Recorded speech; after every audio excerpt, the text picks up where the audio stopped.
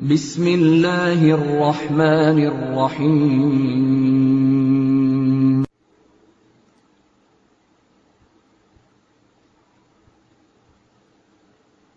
Bismillahirrahmanirrahim. Assalamu alaikum. Welcome back to PPSC and FPSC Math Center, and we are solving PPSC test 2017 of lecture mathematics. First 1 to 7 questions are solved and available on this channel and a playlist of 2017. Next, see question number 8. Question number 8 is about we are given that two vectors and we have to say हमें दो vectors दिए गए हैं, vectors 2i minus J plus के and 3i minus 4j minus 4 के. हमें ये दो वेक्टर्स दिए गए हैं और हमने बताना है कि क्या ये दो वेक्टर्स पैरेलल हैं, कोलिनियर हैं, कोप्लेनर है या नॉन ऑफ दीज है. अब ये तीन डिफरेंट किस्म की टर्म्स दी गई हैं कि क्या है कोप्लेनर, कोलिनियर एंड पैरेलल.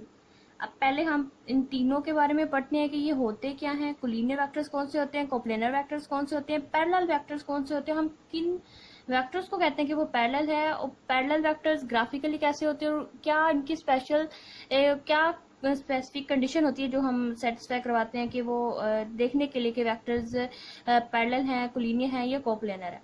पहले इनको हम समझते हैं, फिर हम क्वेश्चन की तरफ आएंगे कि क्वेश्चन में क्या पूछा और हमें इसका राइट ऑप्शन क्या है. तो चलें हम देखते हैं इसको डिटेल से. पहले ऑप्शन में कहा गया कि वो पैरेलल वेक्टर्स हैं. तो पैरेलल की कंडीशन क्या होती है. पैरेलल वेक्टर्स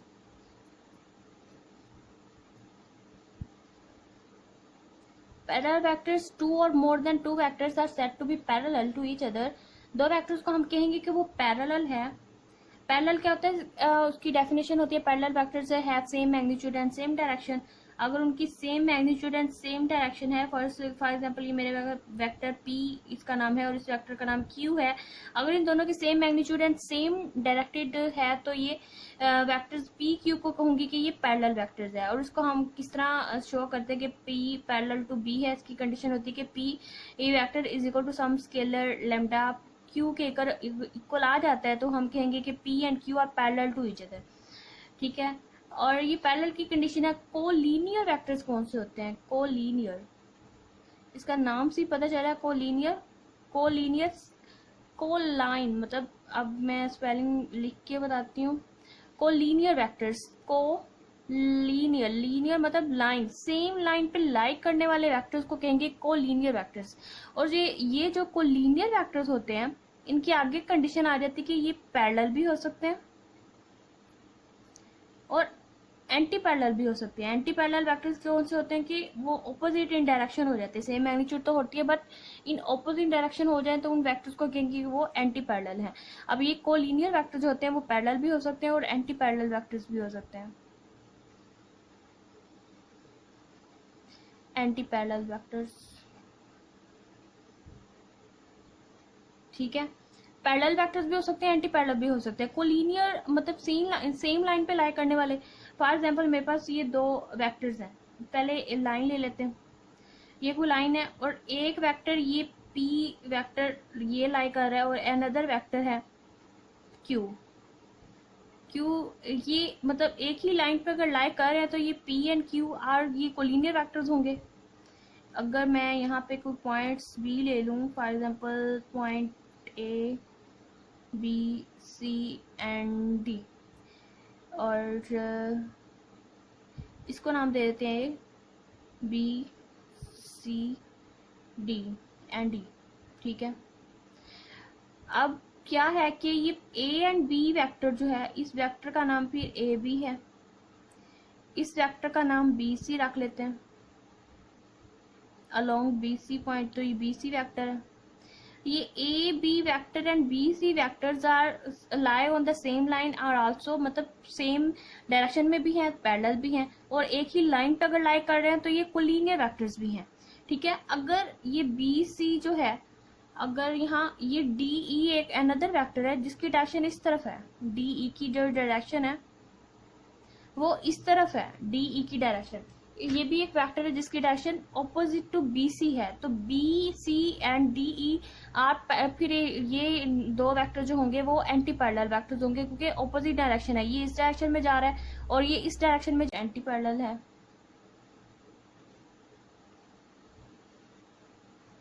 और ये बी ए बी और बी सी पैरेलल वेक्टर्स हैं।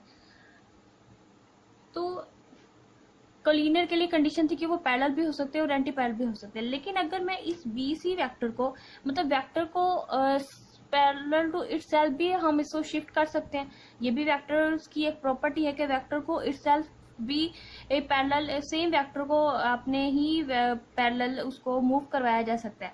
अगर इसी वेक्टर बी सी को मैं यहाँ मतलब यहाँ मूव करवा दूं, ये वेक्टर बी सी है, अब इसके अपने ही मैंने इसको पैरेलल मूव करवा दिया है। अब ये उस लाइन पे लाए तो नहीं कर रहा, लेकिन इसको अपने ही उसके पैरेलल करवा दिए। यहाँ भी वेक्टर फिर हम यहाँ भी हम इसको कहेंगे कि A B parallel to B C है, लेकिन अगर ये सेम लाइन पे लाए तो नहीं कर रहा, लेकिन पैरेलल टू इटसेल्फ है, और तब भी हम कहेंगे कि A B parallel to B C है, क्योंकि वेक्टर्स की प्रॉपर्टी है कि उसको इटसेल्फ भी उसको शिफ्ट करवाया जा सकता है। मतलब सेम लाइन पे वो लाइन नहीं भी कर सकते, लेकिन पैरेलल टू है, लेकिन फिर भी वो वेक्टर्स एक दूसरे के पैरेलल होंगे।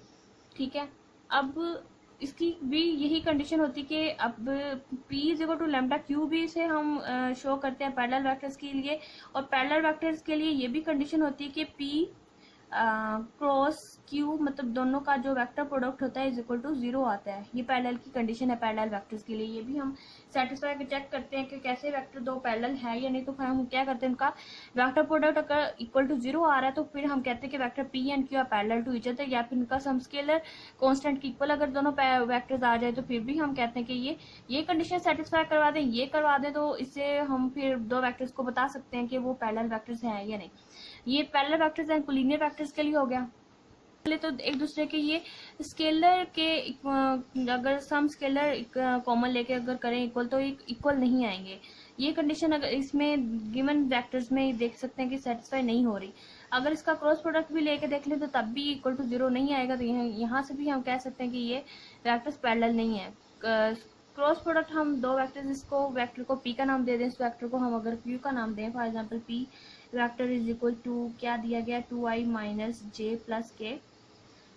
यूनिट वेक्टर्स नोटेशन मैं नहीं लिखती, ये अंडरस्टूड बात है कि वेक्टर्स आई जे के ये है, तो आप समझ लें, सपोज कर लें Q is equal to 3i minus 4j minus 4k। ठीक है, ये दो वेक्टर्स मुझे दिए गए, मैंने चेक करना है कि पैरेलल तो नहीं है, क्योंकि इनका स्केलर प्रोडक्ट फॉर्म में इक्वल नहीं मैं इनको लिख सकती, कुछ भी कॉमन लेके इक्वल नहीं आ रहा है, तो ये पैरेलल भी नहीं है। और ये वाली कंडीशन भी अब मैं सेटिस्फाई इस पे करवाना चाह रही हूँ कि P ए क्रॉस Q आप लें इसका, तब भी इक्वल नहीं आएगा। कैसे दो वेक्टर प्रोडक्ट कैसे ली जाती है कि वो i j k लिखा जाता है, और यहाँ P वेक्टर का i कंपोनेंट 2 है, j component i j k, और i कंपोनेंट 2 है और j कंपोनेंट -1 है, k component 1, and 3 minus 4 and minus 4 is equal to i into minus 4 plus 4 4 plus 4 minus 4 हो जाएगा, and minus J into J को आपने hide कर लेना है, और -8 -3 -8 -3 प्लस के को अब हाइड करें। ये जिस जहाँ के है वो कॉलम छोड़ दें और रो छोड़ दें, तो ये -8 प्लस 3, तो ये क्या बनेगा 8i माइनस प्लस हो जाएगा 11j माइनस 5k, तो नॉट इक्वल टू 0। ये क्रॉस प्रोडक्ट भी इक्वल टू 0 नहीं आ रहा। वैसे भी ये स्केलर प्रोडक्ट स्केलर फॉर्म में भी इक्वल नहीं थे, तो ये हमारे वेक्टर्स जो गिवन वेक्टर्स है पैरेलल नहीं है। अगर पैरेलल नहीं है तो ये कोलिनियर भी नहीं है, क्योंकि कोलिनियर पैरेलल वेक्टर्स में भी आ जाते हैं, पैरेलल भी हो सकते हैं, एंटी पैरेलल भी हो सकते हैं। पैरेलल नहीं है तो वो कोलिनियर भी नहीं हो सकते। अब कोप्लेनर वेक्टर्स कौन से होते हैं? कोप्लेनर वेक्टर्स 3 वेक्टर्स के, अब 2 या 2 से ज्यादा वेक्टर्स को हम कोप्लेनर वेक्टर्स कह सकते हैं। 2 या 2 से ज्यादा वेक्टर्स को कोप्लेनर कह सकते हैं कि ग्राफिकली अगर हम इसको देखें, फॉर एग्जांपल मेरे पास कोई एक्स वाई जी प्लेन है, एक्स वाई एंड जी। अब ये प्लेनर प्लेन कोप्लेनर मतलब सेम प्लेन में लाया करने वाले वेक्टर्स को हम कोप्लेनर वेक्टर्स कहते हैं। Coplanar vectors which lie in the same plane. ठीक है, अब मैंने ये प्लेन मतलब 2 डायमेंशनल होगा। अब एक्स वाई प्लेन में जो वेक्टर्स लाई करेंगे वो सारे कोप्लेनर वेक्टर्स होंगे। वाई जी प्लेन में जो लाई करेंगे वो मतलब एक्स वाई वाई जी, या जी एक्स प्लेन में जो वेक्टर्स लाई करेंगे वो सारे कोप्लेनर, मतलब इस प्लेन में जो लाई करेंगे वो एक्स जी प्लेन में कोप्लेनर होंगे, जो इस प्लेन में लाई करेंगे वो एक्स वाई प्लेन में कोप्लेनर होंगे, और जो इस प्लेन में लाई करेंगे वो वाई जी प्लेन में कोप्लेनर होंगे। ठीक है, और आप देखें कि अब जो गिवन वेक्टर्स हैं, वेक्टर्स ही दो हैं। अब अगर तीन वेक्टर्स होते हैं, मतलब अब प्लेन के होने के लिए तो दो वेक्टर्स का होना लाजमी है ना, मतलब दो प्लेन ही जब दो वेक्टर्स से ही बन रहा है, एक एक्स के अलोंग ले ले और एक वाई के अलोंग ले ले। अब जब मुश्किल कब आती है कि जब एक तीसरा वेक्टर आ जाता है, तब हमें चेक करना होता है कि क्या वो तीसरा जो वेक्टर आया है वो इन दोनों वेक्टर के परपेंडिकुलर होगा तो वो सेम प्लेन में लाई करेगा, या फिर उसको अगर वो कहीं तीसरे मतलब चला जाता है कोऑर्डिनेट में तो वो फिर वो प्लेन जो होता है वो नॉन कोप्लेनर हो जाता है, वो सेम प्लेन में लाई नहीं करता। तीसरा आ जाए, चौथा वेक्टर आ जाए तो वो इन दोनों वेक्टर्स के फिर उसको परपेंडिकुलर होना पड़ता है, तब वो कोप्लेनर वेक्टर होगा। लेकिन जब वेक्टर्स ही दो हैं तो ऑब्वियसली बात है कि वो ऑलवेज कोप्लेनर तो होंगे। एक फॉर एग्जांपल मैं इनको अगर पी क्यू का नाम दिया, मैंने एक वेक्टर लिया पी और मैं दूसरे वेक्टर कोई और मेरे पास वेक्टर उसको मैं चेक करना चाहती हूँ कि क्या वो कोप्लेनर है या नहीं। ठीक है, वो फॉर एग्जांपल मैंने ये लिया क्यू। ठीक है, अब देखें कि जब प्लेन जो मैं अगर ये प्लेन ही दो वेक्टर से बन रहा है तो ऑलवेज टू वेक्टर्स तो कोप्लेनर तो होंगे ही। आप कोई भी दो वेक्टर्स दे दें, यहाँ दो वेक्टर्स दिए, कोई भी दो वेक्टर दे दें वो कोप्लेनर तो होंगे, क्योंकि प्लेन बनता ही दो वेक्टर्स से है तो वो ऑलवेज दो वेक्टर्स होंगे, वो कोप्लेनर तो होंगे। मतलब कोई भी दे दें, यहाँ जो भी दिया हुआ हमने ये नहीं चेक किया, बस दो वेक्टर्स दिए तो वो कोप्लेनर वेक्टर्स होंगे। अब दो कंडीशन के लिए तो हमने इसको वेरीफाई करवाएंगे। इसको कोप्लेनर वेक्टर्स अगर तीन वेक्टर्स होते तो हमने कैसे चेक करना था, उसको चेक करने के लिए ये होता है कि आपने स्केलर ट्रिपल प्रोडक्ट लेनी होती है। अगर वो इक्वल टू 0 आ जाती है तो हम कहते हैं कि ये तीनों वेक्टर जो ए बी सी है ये कोप्लेनर वेक्टर्स है। लेकिन जब वेक्टर्स ही दो हो तो वो ऑलवेज कोप्लेनर होते हैं, ये अंडरस्टूड बात है। इसको नन ऑफ दिस तो ऑप्शन होगा ही नहीं। ये क्वेश्चन नंबर 8 हमने अभी तक किया। इसके collinear parallel and coplanar vectors, इनकी तीन टर्म्स को हम डिटेल से इसका एनालाइज कर लिया है। आई होप आपको बहुत अच्छी समझ आई होगी। चले आप इसका नेक्स्ट क्वेश्चन नंबर 9 देखते हैं। क्वेश्चन नंबर 9 में क्या कहा गया, if A and B are vectors, हमारे पास दो वेक्टर्स दिए गए हैं ए एंड बी, और हमने क्या सच दैट वो इस तरह से है कि उनका डॉट प्रोडक्ट भी 0 आ रहा है, उनका क्रॉस प्रोडक्ट भी 0 आ रहा है, मतलब स्केलर प्रोडक्ट भी 0 है, उनका वेक्टर प्रोडक्ट भी 0 है। देन ऐसा तो वैसे पॉसिबल नहीं हो सकता कि दो वेक्टर्स म्यूचुअली परपेंडिकुलर, म्यूचुअली जब dot product is equal to 0 आ जाता है इसका मतलब होता है कि A and B are mutually perpendicular to each other, मतलब एक दूसरे पे परपेंडिकुलर है। परपेंडिकुलर का मतलब कि फॉर एग्जांपल मेरे पास उन्होंने एक वेक्टर दिया हुआ है ए, ठीक है, और एक अनदर वेक्टर दिया है बी, इसका मतलब वो एक दूसरे के साथ म्यूचुअली परपेंडिकुलर वेक्टर्स हैं, 90 का एंगल बना ले, तब उनका जो वेक्टर प्रोडक्ट होता है, डॉट प्रोडक्ट होता है, वो इक्वल टू 0 आ जाता है। ये हम इस तरह अगर 0 आता है तो हम कहते हैं कि A and B are mutually perpendicular. ठीक है, अगर वेक्टर्स का क्रॉस प्रोडक्ट इक्वल टू 0 आ जाता है, इसका मतलब होता है कि वो दोनों वेक्टर्स, अभी मैंने बताया था जब मैंने बताया कि पैरेलल वेक्टर्स के लिए cross product is equal to 0 आता है तो वो वेक्टर्स हम कहते हैं कि वो पैरेलल वेक्टर्स हैं। ऐसे चेक किया जाता है और ग्राफिकली वो ऐसे होते हैं, और ग्राफिकली इनकी रिप्रेजेंटेशन ऐसे है, और मैथमेटिकली हम उसको ऐसे चेक करते हैं। अब उन्होंने कह दिया क्रॉस प्रोडक्ट 0 है, इसका मतलब वो पैरेलल भी। ऐसा कैसे हो सकता है कि वो परपेंडिकुलर भी हो एट सेम टाइम पे वो पैरेलल भी वेक्टर्स हों? ऐसा तो पॉसिबल नहीं है। ऐसा इक्वल टू डॉट पर स्केलर प्रोडक्ट भी 0 आ जाए, वेक्टर प्रोडक्ट भी 0 आ जाए, इसका मतलब फिर दोनों में से कोई एक वेक्टर 0 होगा या फिर दोनों वेक्टर 0 होंगे तभी वो 0 आ रहा होगा। अदरवाइज अगर दोनों नॉन 0 वेक्टर्स हैं तब ये पॉसिबल नहीं है, या तो फिर एक को वेक्टर को तो 0 होना पड़ेगा। कोई सिंपल फिर एक वेक्टर होगा, दूसरा वेक्टर हमारे पास 0 वेक्टर होगा तो वो परपेंडिकुलर भी हो जाएगा और पैरेलल भी हो जाएगा। ठीक है, अब इसको ऑप्शंस देखते हैं क्या कहते हैं। A and B are parallel, नहीं, अगर वो पैरेलल नहीं, ये कंडीशन तो सेटिस्फाई करेगा, लेकिन वो ये कंडीशन सेटिस्फाई नहीं करता। दोनों कंडीशन अगर एट अ टाइम अगर सेटिस्फाई करवानी है तो फिर दोनों में से किसी एक को 0 या दोनों को 0 होना पड़ेगा, तो ये तो ऑप्शन रॉन्ग हो गया। A and B are mutually perpendicular, mutually perpendicular ये कंडीशन सेटिस्फाई करता है, लेकिन ये कंडीशन वो सेटिस्फाई नहीं करता, तो ये भी नहीं होगा। A and B are 0 vectors, ठीक है, ए एंड बी दोनों 0 हैं, हाँ ये हो सकता है कि दोनों 0 हैं, तब उनका स्केलर प्रोडक्ट भी 0 आ जाएगा, वेक्टर प्रोडक्ट भी 0 आ जाएगा, हाँ ठीक है, सी ऑप्शन राइट है। नन ऑफ दिस, तो ठीक है हमने सी ऑप्शन चूज कर लिया है कि उसका जो है A and B are zero vectors, तो इसका सी ऑप्शन राइट होगा। क्वेश्चन नंबर 9 का सी ऑप्शन राइट है और क्वेश्चन नंबर 8 का भी सी ऑप्शन राइट है।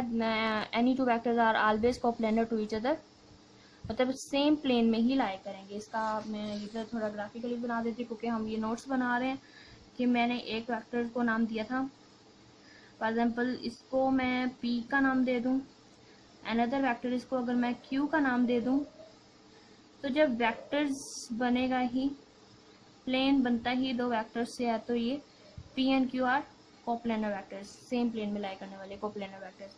ये 2 क्वेश्चन हो चुके हैं।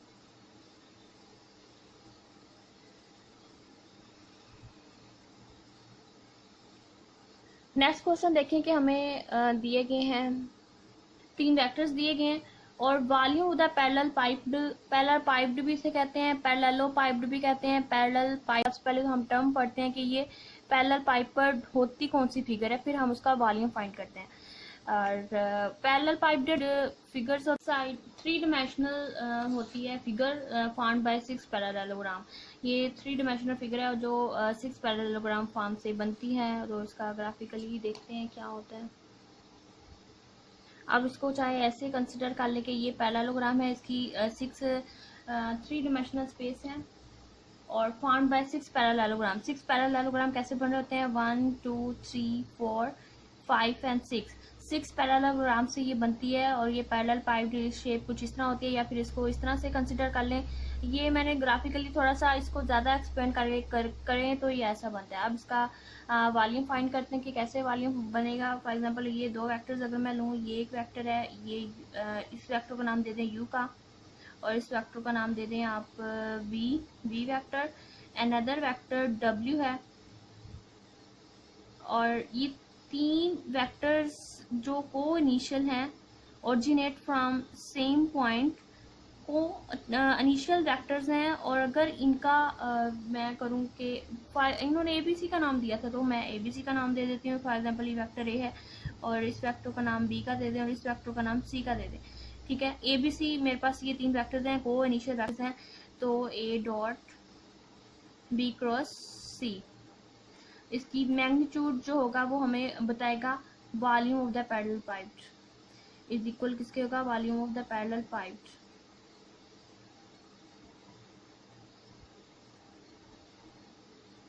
पैरेललो पाइप्ड कर लें, volume of the parallelepiped किसके इक्वल होगा, A dot B cross C. Scalar triple product लेंगे। स्केलर ट्रिपल प्रोडक्ट का मतलब क्या होता है, scalar triple product, scalar triple product, scalar triple का मतलब कि 3 वेक्टर्स होंगे, प्रोडक्ट का मतलब उनको प्रोडक्ट करना होगा और जिसका जो आउटपुट होगा वो एक स्केलर क्वांटिटी होगी। ये स्केलर प्रोडक्ट का स्केलर ट्रिपल प्रोडक्ट होता है और वो ए डॉट बी क्रॉस सी से लेना होता है। चाहे दोनों वेक्टर्स का पहले क्रॉस ले लें, तीसरे के साथ उसका डॉट कर लें, या तीनों को डिटर्मिनेंट फॉर्म में कर लें, या पहले ये 2 फाइंड कर लें डिटर्मिनेंट फॉर्म लेके, फिर उसको जो आंसर आएगा इन दोनों वेक्टर्स वेक्टर प्रोडक्ट लेने से एक वेक्टर ही आएगा। वेक्टर का फिर इस वेक्टर के साथ ए के साथ आप इसका डॉट कर लें। जिस तरह मर्जी आप पे डिपेंड करता है, इसका स्केलर ट्रिपल प्रोडक्ट लेके इसका वॉल्यूम फाइंड कर सकते हैं। उसका बाद में मैग्नीट्यूड भी लेनी होती है वॉल्यूम ऑफ द, क्योंकि volume is never with the negative value. देखिए कि मैंने क्या किया कि मेरे पास ये 3 वेक्टर्स दिए गए थे, हमने स्केलर ट्रिपल प्रोडक्ट लेनी है, फिर उसका स्केलर ट्रिपल प्रोडक्ट की मैग्नीट्यूड भी लेनी है, तो volume of the parallelepiped आ जाएगा। ठीक है, अब इसका देखिए आई कंपोनेंट 6 है और जे कंपोनेंट -2 है, के कंपोनेंट इसका 0 होगा। 6 - 2 एंड के कंपोनेंट 0 हो गया। नेक्स्ट जे कंपोनेंट 1, आई नहीं है तो आई 0 कंपोनेंट होगा और जे 1 होगा और के इसका 2 होगा कंपोनेंट। ठीक है, और इसका आई भी का 1 है, जे 1 एंड के 1 1 1 1 का ये आई जे के कंपोनेंट है। हम सिंपली जिस तरह डिटर्मिनेंट एक्सपेंड करते हैं उसी तरह हम इसका डिटर्मिनेंट एक्सपेंड करने के बाद कह दिया इक्वल टू -10, तो -10 का जब मैग्नीट्यूड लिया तो स्केलर ट्रिपल प्रोडक्ट इसकी 10 मैग्नीट्यूड लेने के बाद आ गई और वही इसका वॉल्यूम है। वॉल्यूम इसका फिर वॉल्यूम का यूनिट हो जाएगा cubic units, 10 cubic units volume of the parallelepiped आ गया, which is C, B option is the right option which is 10 cubic units. So question number 10 का B option right which is 10। Volume of the parallelepiped लेना था, simply उसका scalar triple product कर लें, या B cross C vector product लेने के बाद उसका ए के साथ डॉट कर लें, तो 10 ऑलवेज 10 ही बनेगा ये वेक्टर्स फॉर्म में। तो ऑलवेज का मतलब ही इन तीन वेक्टर्स को आप लेके अगर कैलकुलेट करेंगे तो ऑलवेज वो 10 आंसर ही देगा। क्वेश्चन नंबर 11 में देखें, particle of mass M moves in a circle. Particle of mass M का जो एक मास है moves in a circle, circle में मूव कर रहा है ऑफ रेडियस आर के साथ विथ कांस्टेंट स्पीड के साथ मूव करी जा रहा है। Then force F acting on the particle is, जो फोर्स उस फिर पार्टिकल पे लगेगी वो कौन सी फोर्स होगी, वो फोर्स किसके इक्वल होगी, वो फोर्स फिर अगर देखें कि मेरे पास एक पार्टिकल विद रेडियस आर के साथ अगर सर्कल में वो मूव कर रहा है, ठीक है, ये यहाँ से कर ले इसका, ये रेडियस आर के साथ कोई पार्टिकल का मास m है, वो रेडियस आर के साथ अगर सर्कल में, ये मेरा रफली एक सर्कल है और सर्कल के साथ अगर वो मूव कर रहा है तो बताएं कि कांस्टेंट स्पीड भी के साथ वो मूव कर रहा है with radius R and constant speed v के साथ अगर वो मूव कर रहा है, तो बताएं कि वो फोर्स उस पे एक्ट होगी वो कौन सी फोर्स होगी, वो फोर्स किसके इक्वल होगी, वो फोर्स इक्वल होगी mv स्क्वायर ओवर आर, उसके वेलोसिटी के स्क्वायर के और मास के मल्टीप्लाई के ओवर आर के इक्वल होगी, mv square over R. f is equal to, या सेंटीपिटल हो उसका same formula, f is equal to mv square over R, sorry ये ऑप्शन नहीं होगा mv स्क्वायर ओवर आर, ये ऑप्शन होगा C option, f is equal to mv square over R. ये force जो होगी वो होगी mv का स्क्वायर वाला फोर्स है, लेकिन सेंट्रीफ्यूगल क्योंकि ऑपोजिट डायरेक्शन में उसको आउटवर्ड की तरफ पार्टिकल को डायरेक्टेड होती है, तो इस वजह से वो साथ में नेगेटिव भी लग जाता है सेंट्रीफ्यूगल के लिए। और हर एक्शन का रिएक्शन होता है, एक रिएक्शन के तौर पर सेंट्रीफ्यूगल लग रही है तो वो माइनस के साथ फार्मूला आ जाता है। और F C is equal to mv square over R, जो डायरेक्टेड इनवर्स होगी वो F C is equal to mv square R होगा, और ये हमारा सी ऑप्शन राइट होगा क्वेश्चन नंबर 11 का। नेक्स्ट क्वेश्चन नंबर 12 देखें, PPSC type 2017 of lecturer mathematics. Question number 12 is that about centre of mass of a thin rod of length L. एक rod आपके पास थिन रोड है length L का, उसका centre of मास बताना है।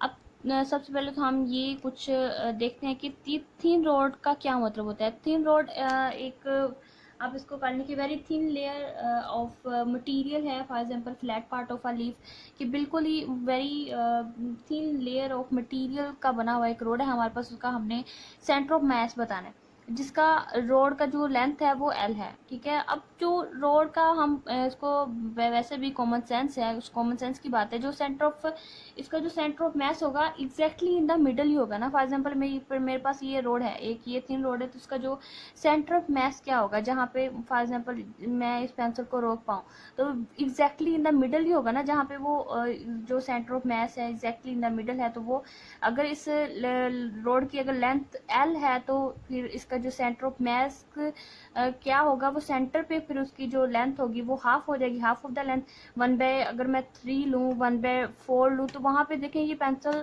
या ये रोड जो इसको रोड हमने कंसिडर किया, तो 1/3 या 1/4 पे ये यहाँ पे टिक नहीं पाएगी। तो अगर हाफ इसका मिडल पे बिल्कुल इसकी लेंथ का अगर हाफ लें तो वहाँ पे 1/2 पे ही ये रुक पा रही है, 1/3 1/4 लेंगे तो ये यहाँ रुक नहीं पाएगी। तो L/2 इसका हाफ ऑफ द लेंथ इसका सेंटर ऑफ मास होगा, which is exactly the C option, half of the length.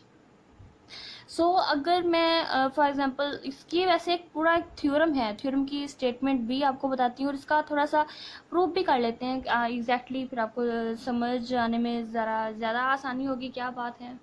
ये थ्योरम की स्टेटमेंट क्या कहती है कि show that the centre of mass of thin rod of mass m is at the centre, जिसका centre of मास होता है वो एग्जैक्टली थिन रॉड का इज एट द सेंटर ही होता है। यहाँ वैसे अगर यूनिफॉर्म का वर्ड लगा लें तो भी सही है, यूनिफॉर्म थिन रॉड भी होता है, नॉन यूनिफॉर्म थिन रॉड भी है। यहाँ यूनिफॉर्म का वर्ड आना चाहिए था, आई थिंक है भी।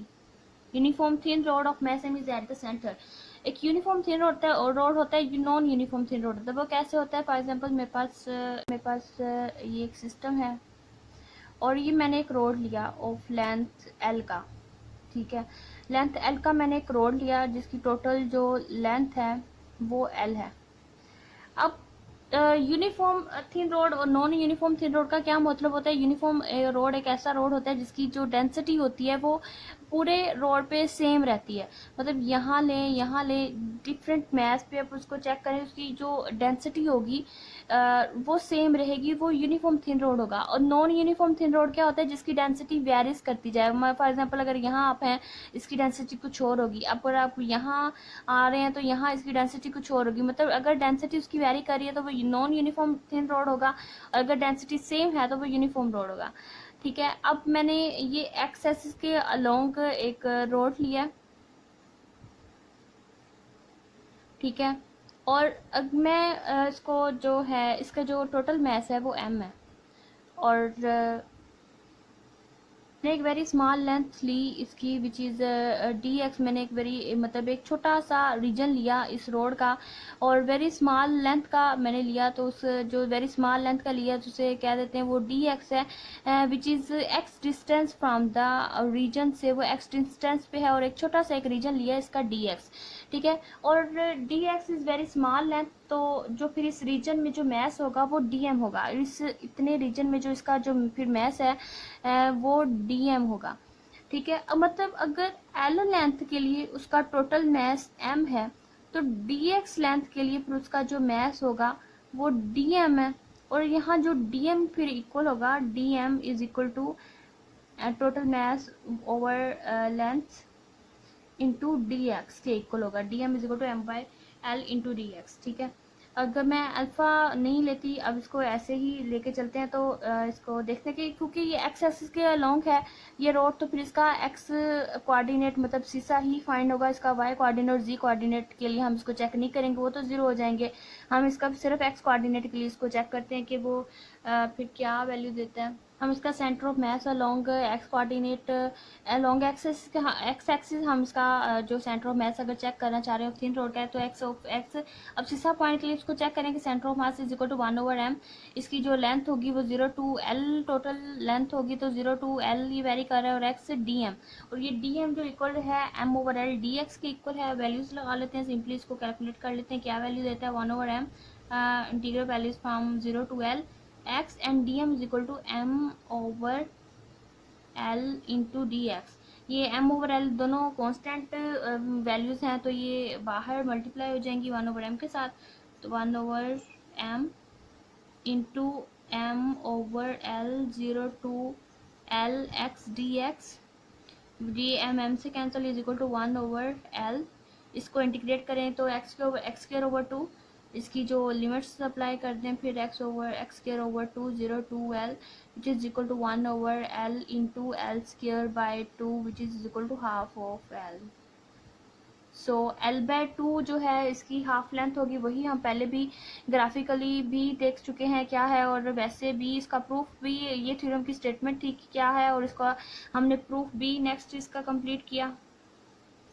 वैसे मैंने बता दिया कि centre of mass of thin road का जो होगा वो एग्जैक्टली एट द मिडल होगा, मतलब एग्जैक्टली एट द मिडल होगा, वहीं पे इसको ये रुक पाएगी, और वही हाफ ऑफ द लेंथ है। वैसे भी तो देख सकते हैं आप, इसका प्रूफ भी हमने कैसे किया। Centre of mass 1/m 0 to l, and X coordinate के लिए चेक करें तो X D M and D M is equal to m/l dx।